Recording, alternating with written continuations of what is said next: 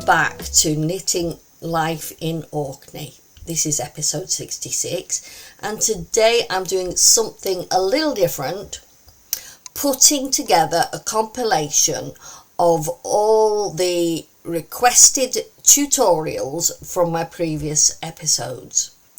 For those of you who have been following me, you'll recognise a few favourites, but I'll also add some updated tips along the way.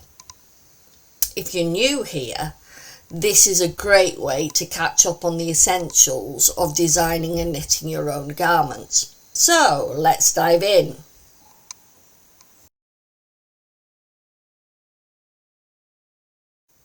In episode 22, we got down to the basics with yoke calculations, one of the most essential starting points when designing any top-down garment. Understanding how to get those initial numbers right is key to ensuring a good fit, and as you can see through most of these episodes, I struggled with getting my numbers correct. Here, I'll take you back to that moment, and I've got a few bonus tips on adjusting those calculations. So what I've done with mine is I started with, instead of 22 inches around to get over my head, if I stretch that out, it will go over my head. No bother. But I started off with about, I think it's 110, probably a bit more than that because we're in 4-ply, aren't we? But when I get to the bottom of the little neckline, instead of knitting into each stitch, I knitted into every other stitch. So knit one, then knit through the back and front, knit one, knit through the back and front. So instead of doubling up the stitches, you are sort of halving them. Anyway, I'm not quite sure about that, but it works much better. So the point, therefore, is that you need to go from the neckline to the length of the yoke that you want to achieve. Now, in my case, it was 10.5 inches. And so what I did was divide. It was to calculate how many stitches I needed for my chest measurements all the way around, plus how many stitches I need for my sleeve opening. Calculated all of that. So I got a total amount of stitches, and then took away the total amount of stitches I started with, and then whatever the figure was, divided it by 1, 2, 3, 4. And that's how many stitches you need to increase at every interval. And it also, by dividing the 10.5 inches by 4, I used a 3.5 inch for the top, which kind of corresponds with the width of my shoulder. So if you work out the width of your shoulder, at top, that very first section, you can get it to fit to the shoulder edge there, all right? So mine is, say, 3.5. Now, if yours was 4.5, well, then you knit 4.5 before you start increasing again. And then, so therefore, you can divide your 10.5 into 1, 2, 3 sections. That's 2.5, that's 2.5, and that's 3.5. So, oh, and of course this bit here. That's 2.5. 2.5, 2.5, 2.5 and 3.5 make 10.5. That's how it works out.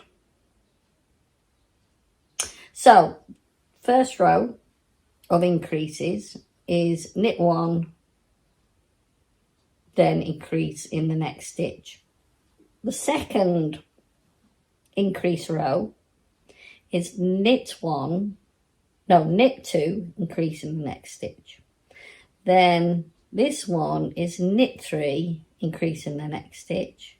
And this one is knit 4, increase in the next stitch. So that's how I've worked out my basic yoke for me. So just to recap, know how much you need to get to where you divide for your fronts, backs and sleeves. So for me, that's 10.5 inches. Divide, take out of that how much you need for your shoulder. So I did 3.5 inches for my shoulder. Then, so 10.5 take 3.5 is 10 degrees 7. Yeah, it's about 7 inches, isn't it? 7.5 inches. 10.5 take 3.5. Gee, do you know, my brain's terrible. And then divide the rest of your 10.5 inches by 3. So I've got 2.5, 2.5, 2.5. Yeah. So how many is that? 7. No. 2.5 and 2.5 is 5 and 2.5 is 7.5. I'm terribly sorry, guys. I just rubbish. I know I'm rubbish. So probably actually that's about 11 inches in total. And then divide. So, and then increase at your next, at every 2.5 inch point after that. So you've done 3.5 inches there, 2.5, 2.5, 2.5. You don't increase on the last one here, on that bit there. You just increase there. 1, 2, 3. You've increased 4 times. So that's how I do my basic yoke. Because then it fits over my head. And it actually doesn't do too badly. So I did try this on and it fits really quite nicely. Now the length of the body, I'm hoping, I'm working towards 23 inches. From the back to the bottom of the jumper is about 23 inches. I work in inches, pounds and ounces. I'm not American. Not lived in America, and yards and stuff like that. I've lived here all my life in the UK, but when I was a child in the 60s and 70s, well, up until 1971 when we became decimalised here, we were all taught in inches and feet and yards and pounds and ounces. So it's very hard to drop those, I find. I know what a metre is, and I know how to convert inches into centimetres. I've always used a rounded figure of 2.5 centimetres equals an inch. 5 centimetres equals 2 inches. 0.9 of a metre is a yard. So 36 inches make up a yard and 39 inches make up a metre. So I do know the basics. And when you're on Excel spreadsheets, well, it calculates it for you. Which I do when I'm on my knitting calculator. I have it set up in yards for the amount of wool I will require, And then I convert it into meters as per a ball of wool, i.e. has yards and meters on the ball of wool. So that's how I calculate how many balls of wool I will require for a project.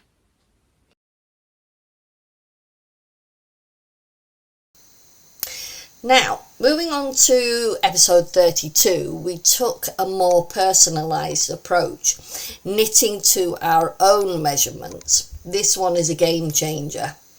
If you've ever had trouble getting that perfect fit, this is where we covered how to take measurements and apply them to your project.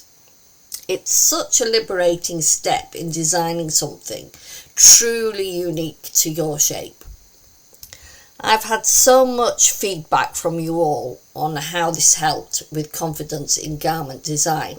So let's revisit those fundamentals. So I brought the podcast out into the garden today, and I brought my model out because I wanted to show you how I put together a circular yoke, using this as an example. First off, I measure the shoulder along here, and to match my own shoulder length that I want, and that's about 3.5 inches, and then mark that 3.5 inches all the way round there, from there to there. This will now become my increase row, and so although at the neckline I also do an increase row. So my first increase row is at the neckline after I've cast on and maybe done a few rows to stabilize it. So on my first increase row, it's knit 1 and increase in the next stitch. 3.5 inches later, my next increase row is knit 2, increase 1 in the next stitch. Then I split the measurement, because this is where I want to divide down here. So I'll have measured that, and that'll be about 9.5 inches. I sometimes make it a little longer, say like another inch, 10.5 inches, but 9.5 seems to be okay. So I've done my first 3.5 inches, and now I'm going to split it between the 3.5 inch and the 9.5 inch points, and that's 6 inches. So I can split that now into 3. So that's 1, 2, 3. So I have a 2-inch gap. So my next increase row, which will be knit 3, increase 1 in the next stitch. The next 2-inch point, I knit 4 and increase in the next stitch. This point is the point of division, the next 2 inches, so I don't increase any stitches at this point. So at this point, I should have enough stitches to cover my arms and around my body. Now the point is how do I work that out? If I'm using a 22 stitch and 30 row stitch gauge in 4 inches, which is generally related to the double knit. So double knit, if you look on your ball band, usually says 22 stitches by 30 rows for a 4 by 4 inch or 10 by 10 centimetre tension swatch. So if I'm working on that, then what I tend to do is divide the 22 stitches by 4, and that gives me 5.5 stitches per inch. And I work out how many stitches I require for around the whole body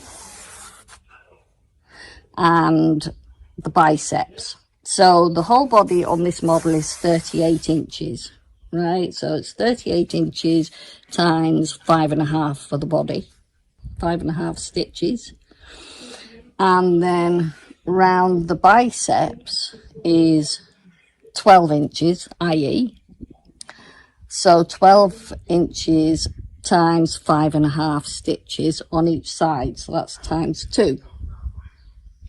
Then I add all those figures together and I get 62 inches times 5.5 stitches, which comes to about 341 stitches in total on your circular needle.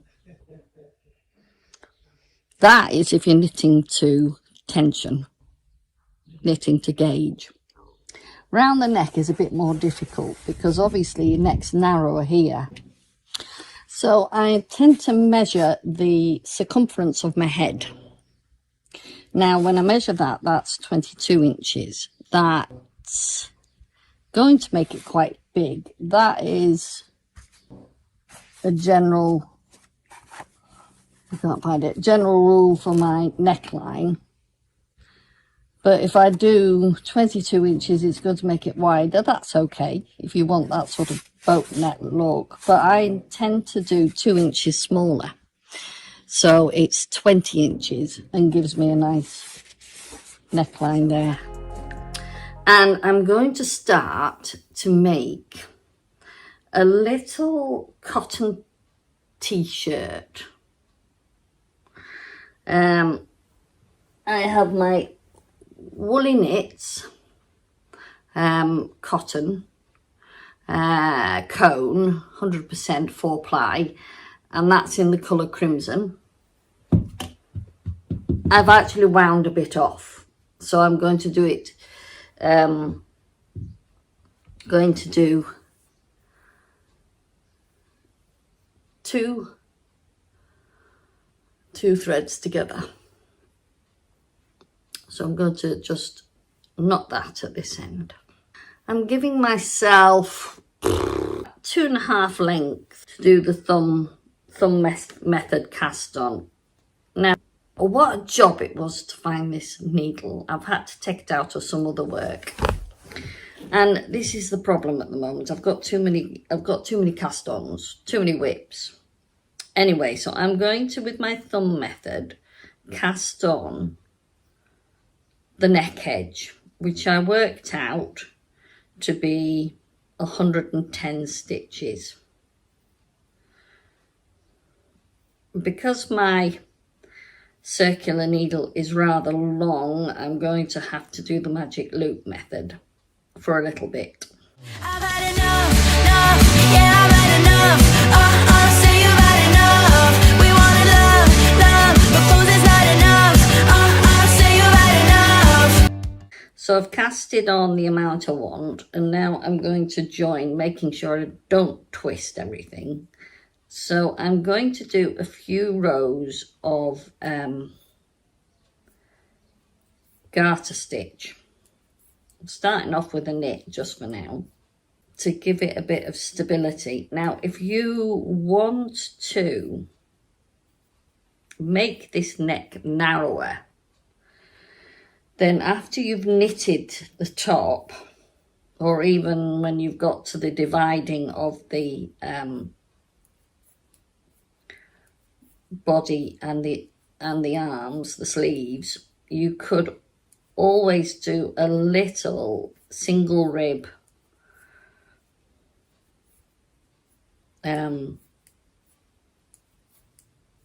a little bit of single rib at this edge, going up for a few rows upwards.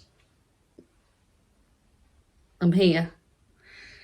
I put my needle there and made sure that everything's straight, and now I'm into my purl. That was quite easy, wasn't it? Quite easy join. So now I'm just purling around. You really try, but you're sick and tired.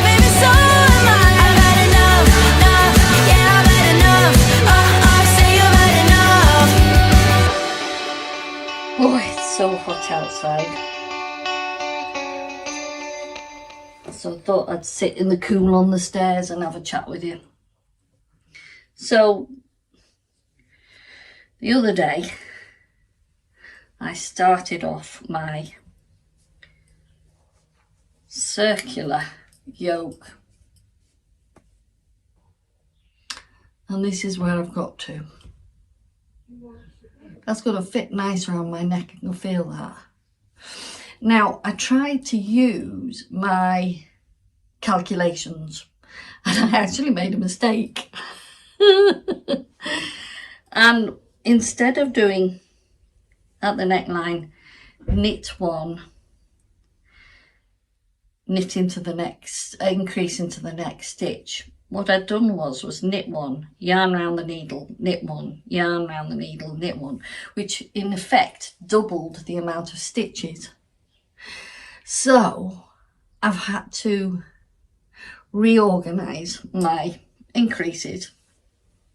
So if I increased at 3.5 inches, which is about here, I would have doubled up again, basically.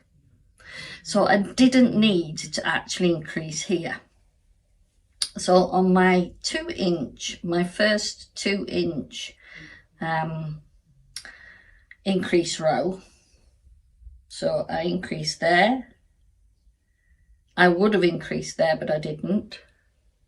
But I increased here, and you can just about see where I've increased along there. And that, what I did was I knit 3 and increased in the next stitch instead of, I missed out a complete increase row. So knit, it should have been knit 1, knitting, increase in the next stitch. Then it should have been about here, knit 2, increase in the next stitch. So I missed that out completely and knitted 3 and increased in the next stitch. Then 2 inches later, around about here, I did my next increase row. And 2 inches afterwards, I divided for my sleeve and body. The other thing is, what I found with the cotton yarn is I cannot get gauge with 22 stitches and 30 rows to 4-inch, a 4-inch square with this. So like I said, I divided it by 4 and I get 5.5 stitches per inch. On this particular one, it's 5 stitches per inch, which means it would have been far bigger. So when I came to calculate the stitches I needed for my last increase row, I divided the amount of stitches that I would have had on and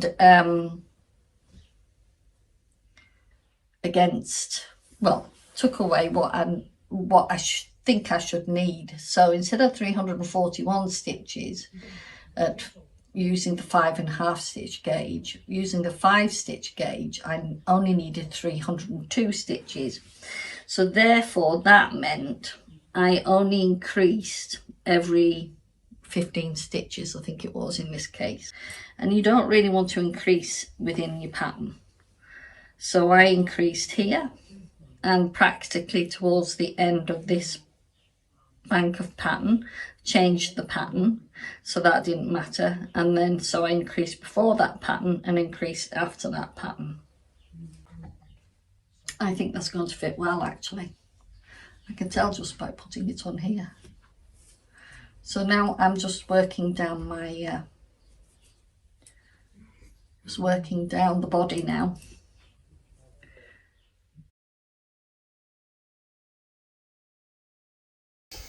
In episode 36, we stepped into the creative realm, designing your own garment, from picking out yarn to sketching ideas and figuring out the math. This was all about letting your imagination take the lead. I love how some of you have shared your own designs inspired by this episode. I hope this encourages more of you to give designing a go. It's not as daunting as it seems once you get the hang of it. So today we are going to start with some simple measurements which are required to create a garment.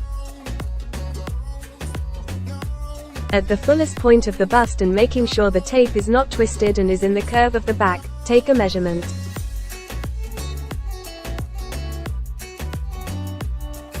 As shown, take a waist measurement where the body starts to curve to the hips. Find the widest point of the hips, which includes the buttocks, and reposition the tape to take the most accurate measurement. Now Auntie Claire is going to show you how to measure the head circumference and the arm length.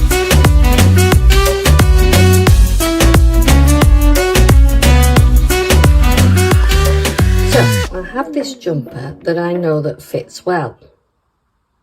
So I would now measure the underarm down to the cuff. You could also measure from the neckline to the cuff. So I measured from where I split for the body and the sleeves, and I measured down to the cuff, and I know this fits me well, or how I like it, just tight into the wrist, and that's 14. You could obviously do it longer. So now I'm measuring down from the back neck, the middle where I cast on, to where I actually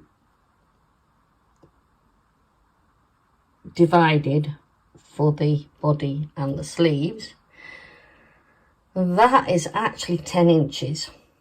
Now, because I didn't do any short rows, the front is exactly the same, 10 inches.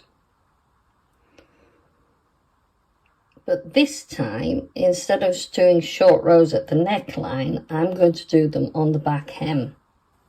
A little bit how I did Monty's sweater.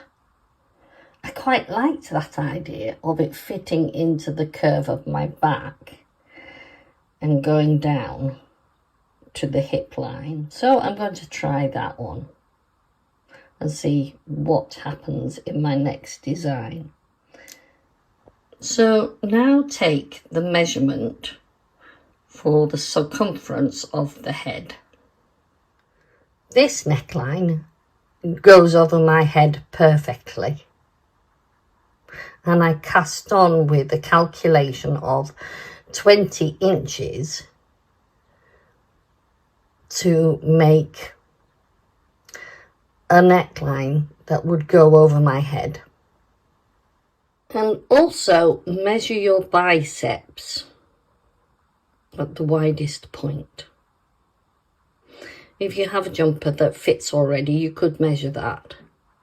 And that also includes the 5 stitches on each side that you've cast on when you are joining the back to the front at your split, but we will look at that later on in another video.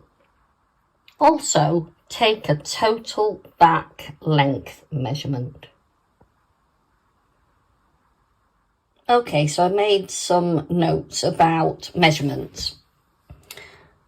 The bust, chest, the underbust or waist, because that's the same on me, the hips, the underarm length, the centre back to wrist, the head circumference, and some additional measurements we want to take. So like the yoke length, the biceps width, the back length, and the neck width.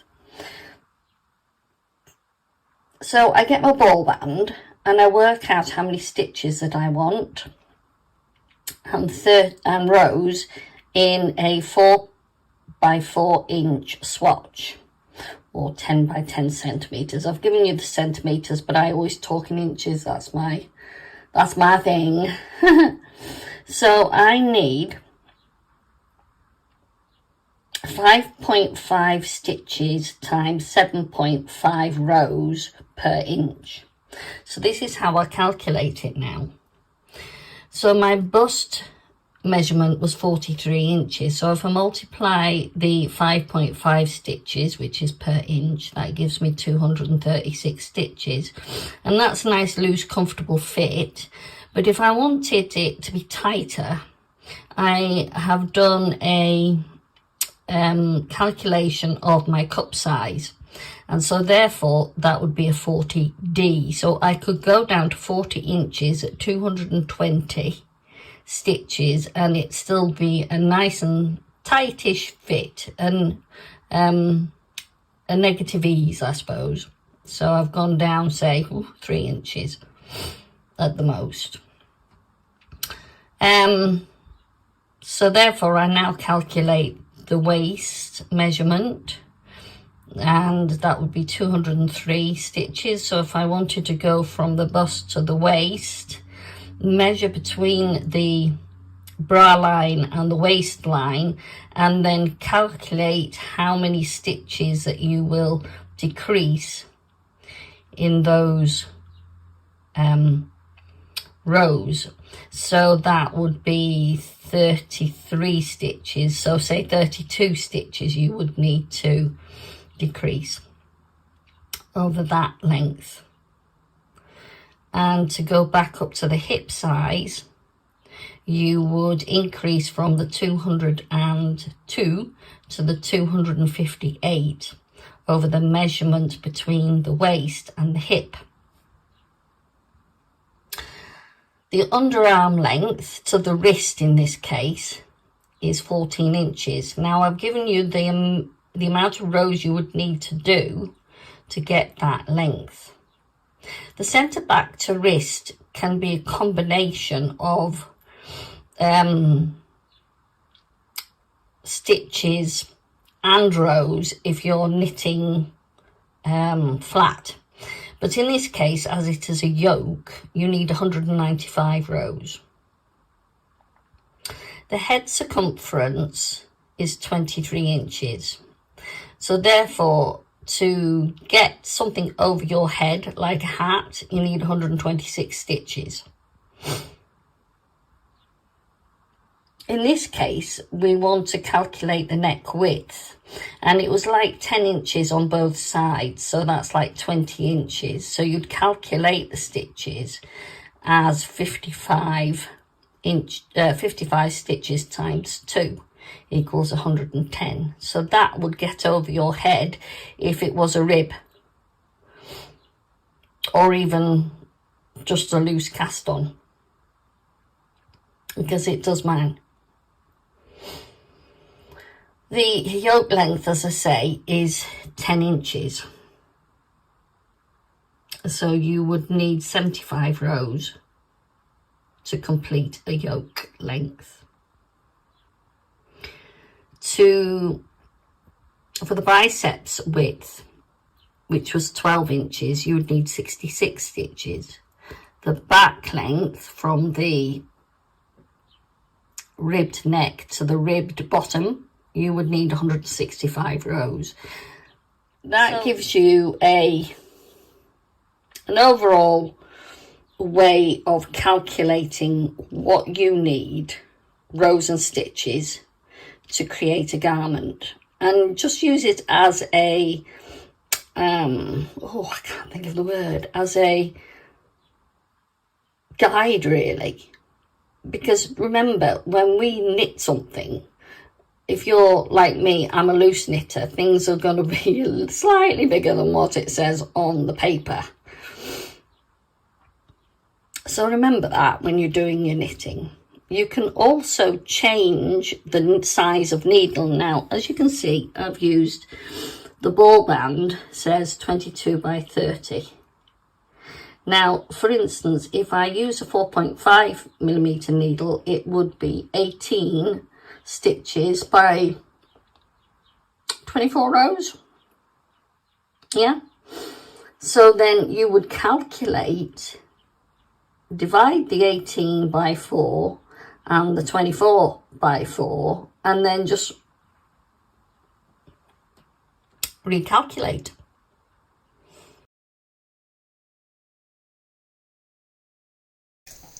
Shaping a yoke is where the magic happens, and in episode 38 we explored the different shaping methods you can use, whether you prefer short rows, gradual decreases, or a more dramatic silhouette.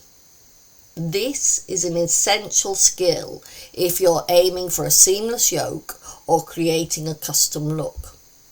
I'll talk you through a few scenarios where you might want to alter the shaping to suit your design ideas or body shape. So I thought it was just easier to draw a diagram. Can you see that all right? So the top one is actually just a measurement of half a yoke. Well, it's a half yoke, but it gives you the full measurement. So you want to do 20 inches to start with your head and 70 inches to finish your yoke. And in between you've got 10.5 inches. So the important part here is we've got to that increase, the second increase row, which was 180 stitches. To finish the yoke down here, we needed 315 stitches, which I've not marked on here. Just a moment, I'll do that. Oh yes, I have. Can't read my own writing, there it is. We needed 315 stitches. So what we're going to do here is we're now going to drop down 2.5 inches to the next increase row, where we add on another 45 stitches. And then the next increase row is 2 inches down. And the next increase row is another 2 inches down. And then we just got 1 inch at the bottom where we don't do any shaping at all. And this is where, when we've done that 1 inch, we split for the sleeves and the body. So every increase row from now on, we're doing the same method. We started with knit 1, increase into the next stitch.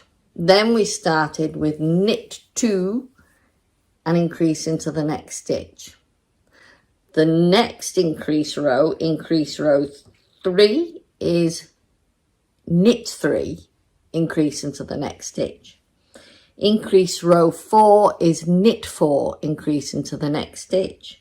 And increase row 5 is knit 5, increase into the next stitch, until you've got your 315 stitches. Then when you come to split, I'm going to do that in another episode, because you've got a lot of work to do there, haven't you? Draw yourself a diagram. In fact, actually, I've done the pattern. Do you want a pattern? Please say in the comments if you want a pattern. I don't like writing patterns, but if you want me to write this pattern out, you must comment below. The more comments I get, the more encouragement it will give me.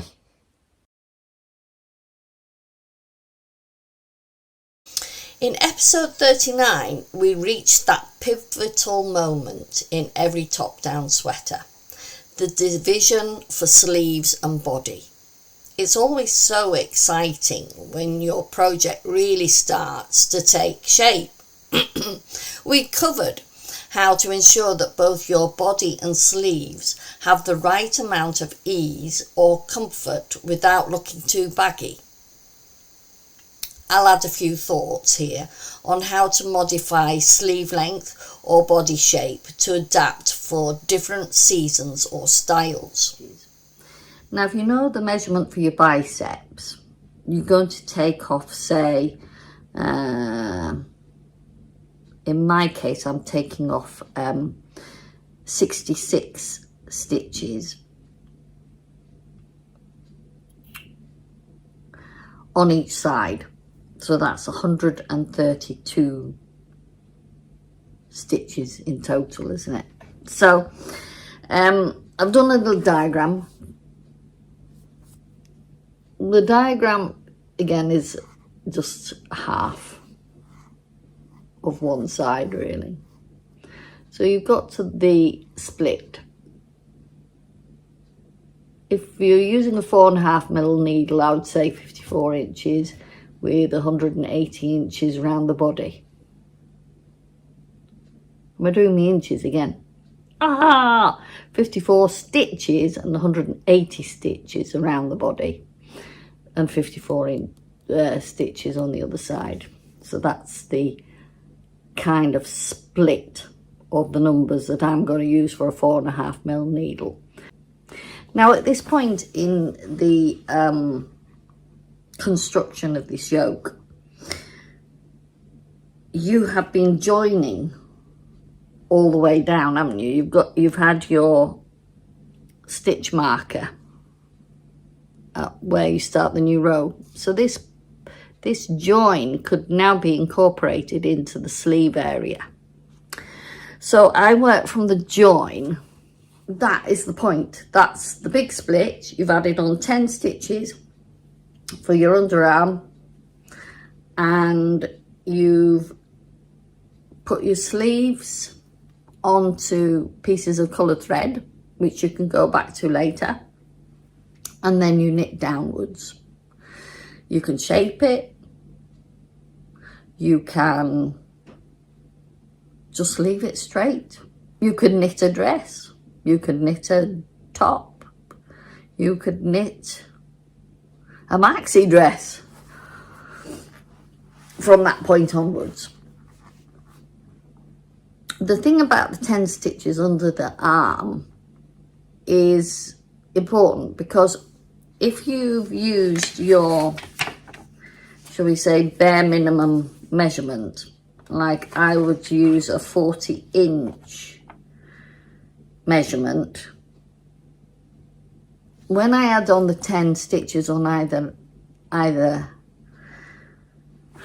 for the underarms, it brings me back to about 43 to 44 inches, which is my true chest measurement. So you've got a nice positive, you've got kind of a negative, slightly negative ease, or just nice fit, close fit. Those 10 stitches are useful because you can either decrease the amount to get a negative ease, or you can increase the amount to get an even more positive ease around your chest measurement, which is something to think about. Also, if you are using cables, lace patterns, Fair Isle, those 10 inches are useful because you will still need to fit all your pattern repeats into your chest measurement. Now, adding on 10 stitches on either side, that's 20 stitches in total, is maybe going to mess that up. So you will need to make sure that all your repeats fit into your, now, what would it be for me? 203 plus 20, 223 stitches. 223, 224 stitches now has to accommodate, say, a lace pattern or a Fair Isle pattern. So you'll need to make sure that all your stitches are going to fit your pattern. To keep it simple, I always have something like a 5-stitch pattern which would go in there, or because it's got a 4 on the end or a 3 on the end, you would need to really either take a stitch off or put a stitch on somewhere better where the join is, I think, or under the arm. Under the arm is the best place to adjust your fit and adjust your pattern, because it's not going to be seen straight off. I always find those areas difficult, particularly when you're dealing with a Fair Isle pattern. if you're doing an all over fair owl pattern, you want it to match up with what you've done before, then you really have to sit and calculate the stitching.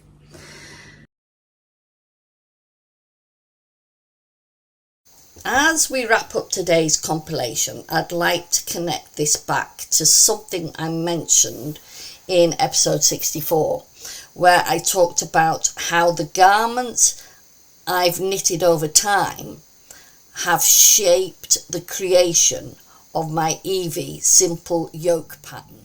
I've got a pile of jumpers next to me. Last year, I decided to try a pattern by Pope Vergara, and it was called the Pope. Was it called the Pope Simple Yoke? Can't remember. But anyway, I loved it and I thought I'll give it a go, and I've never stopped wearing it. It's been the best fit for me ever. I wear this a lot. But it was a simple yoke construction, and what I'd used as the yarn was Starcraft Batik, which has a bit of wool in it, and it's a variegated yarn, but it came out in stripes. So, you know, I was really thrilled with that. I thought I was going to have pattern all over the place, but no, it came out as stripes, so that worked out well. So that was my first foray into following a circular yoke pattern. So after that, I decided to make my own pattern up. Let me sit up straight. And so therefore I started doing a few different ones, and then I had made a cardigan in some pretty mohair and Holst Garn super soft yarn, and it was just a bit too big, too loose, and I thought, well, I'll undo it. So I undid it, and I then created my own simple yoke design in this lovely mohair and Holst Garn yarn, and it was a simple yoke, no shaping to the neck, a 3/4 sleeve with some ribbing, which is about, I think this is about 5 inches of ribbing, and probably about the same on the back of it as well, but it's a split hem with a shorter piece of stitching on the front of the ribbing with a little button as to decorate. Now, I liked that. It's a comfy top.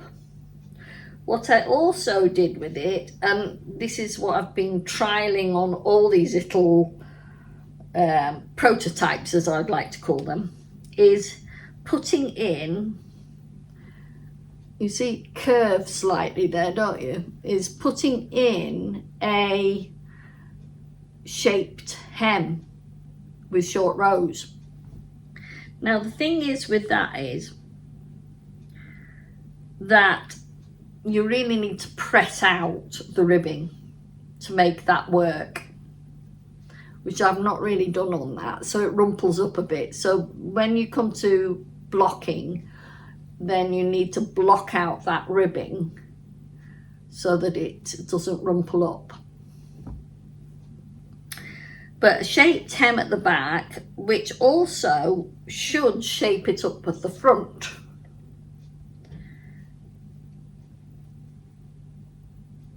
That was my idea, and I know it works because I've used that before. But anyway, that was a nice comfy sweater. So I'll put that to one side. So the next one was, again, similar thing, but this time I used my Stylecraft Recreate, which is a recycled yarn made of recycled wool, polyester and acrylic. So I did exactly the same thing, but this time it was a bit of a shorter, smaller neck ribbing. But this time I thought, okay, I'm not going to try the shaping at the bottom on the hem. That's a straight hem, as you can see. But sometimes people shape the back underneath the armholes.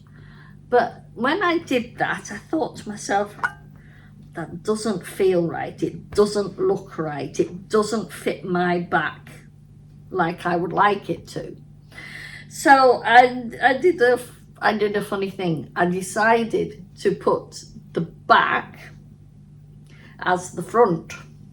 So I put that there, and it's shaped around the chest. And I thought, that's interesting. Again, it had the split hem, which I played with and did a crochet edging and a button. And it had a long back. This one I think is 7 inches. This one's 7 inches. In fact, actually, let's, instead of guessing, let's just make sure.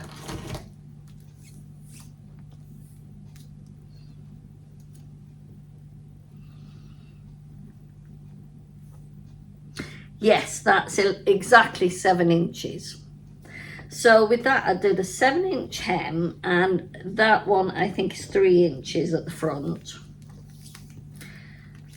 which I think was longer. Yeah, it's almost 3 inches, about 2.5 to be fair.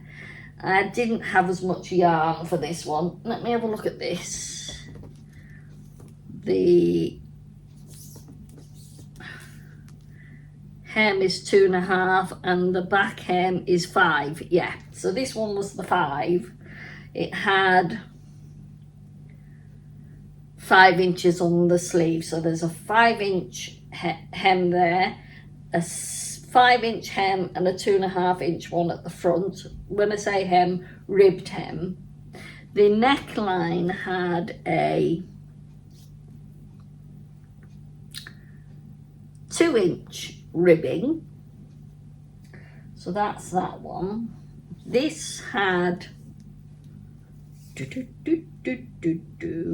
1-inch ribbing for the neck and 7 inches for the back hem, 2.5 inches for the front hem, and I think this was just less.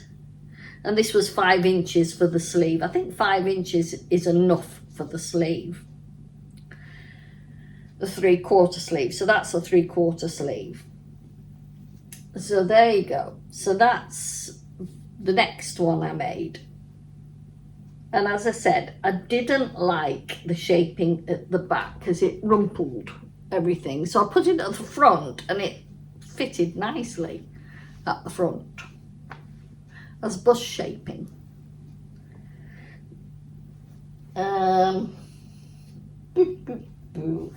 This one, I made a t-shirt with what yarn I had left, because what I'd done was I'd got fed up of the November jacket I was making in this grey wool and pull it apart, and what I'd used on the November jacket made this top, and what I had left was enough to make a t-shirt. So when I say a t-shirt, you pick up your stitches around the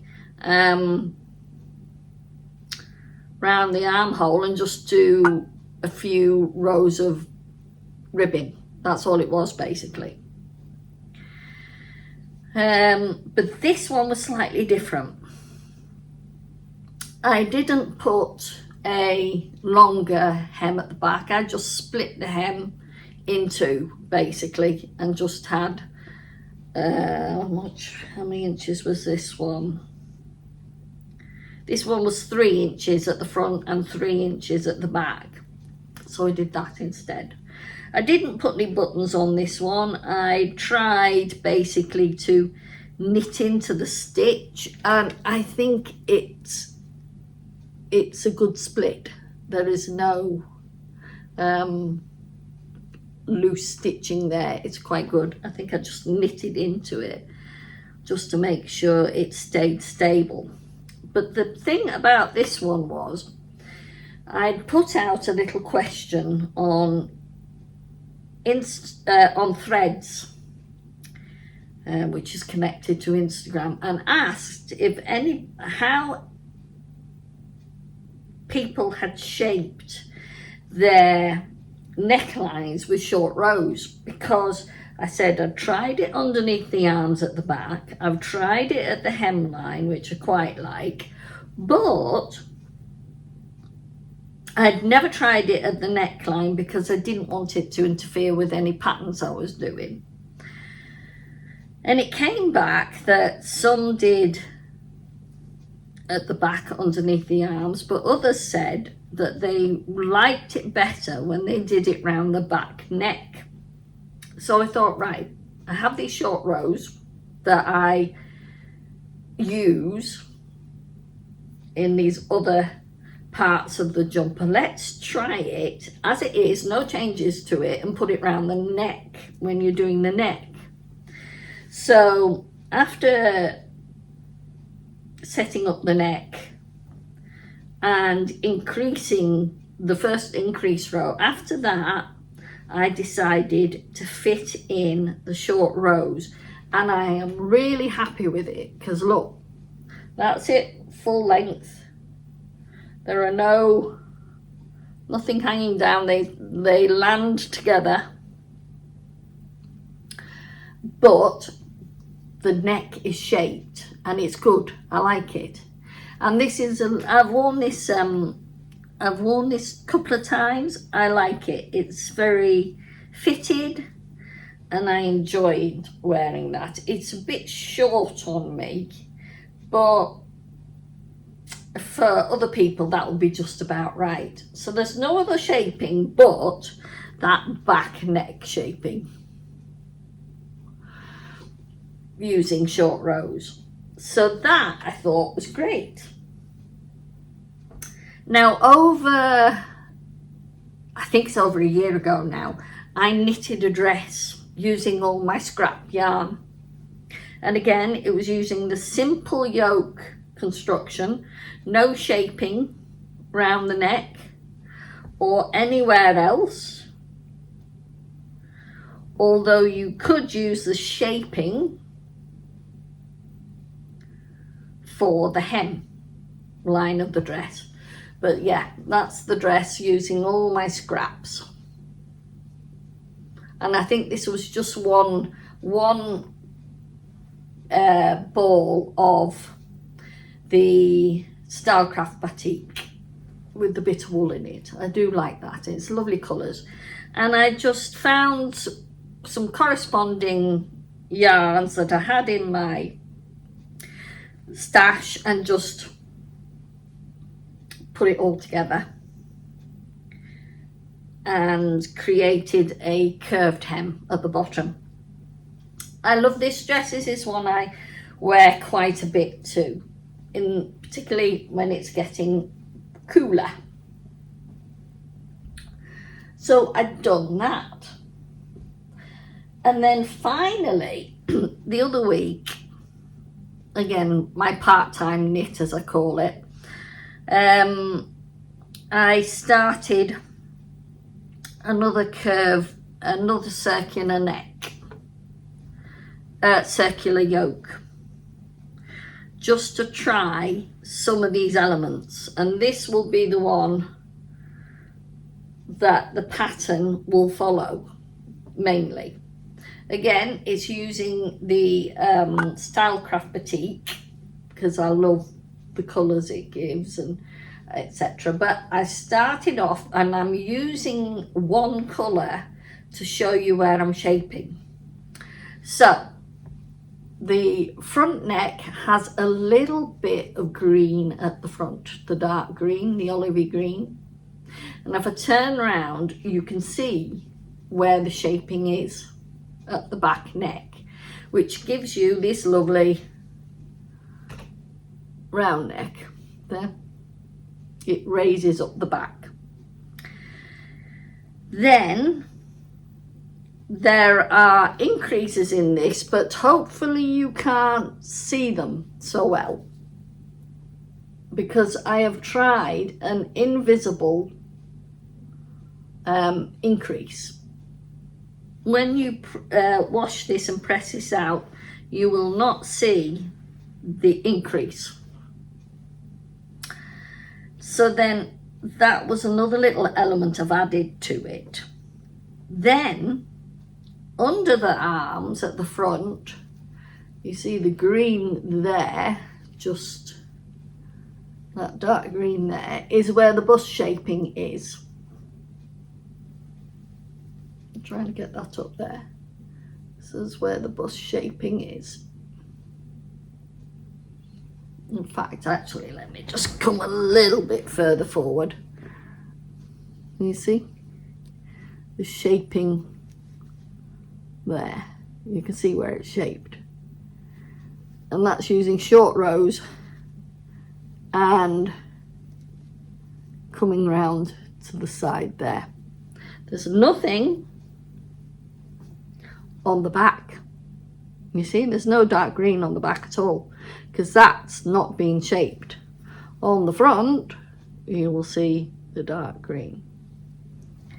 So that was that. So I knitted down further this time, just a little bit longer, and I decided I wanted to do a curved hem using the short rows. And so therefore, at the back, you can see the curved hem with the short row stitching in here. Yeah, at the front, you don't have that.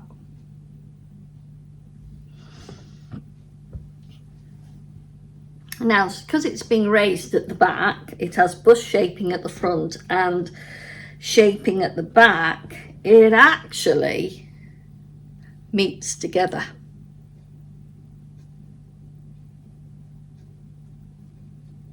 So that was an interesting little exercise. So I've started my sleeves. That's the non-finished sleeve. This is a little bit of an extra element.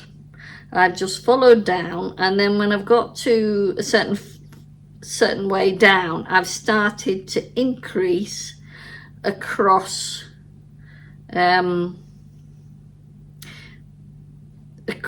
few of the rows to give this kind of bell shape with a nice ribbing on the end to match the ribbing up there.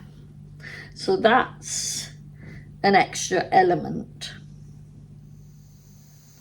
Every step we've covered today, from calculating a basic yoke to shaping to division, has been a part of that journey. It's incredible how each project helps us refine our skills and brings us closer to creating patterns that are truly our own. So thank you for coming along on this knitting adventure with me. And as I always say, keep knitting!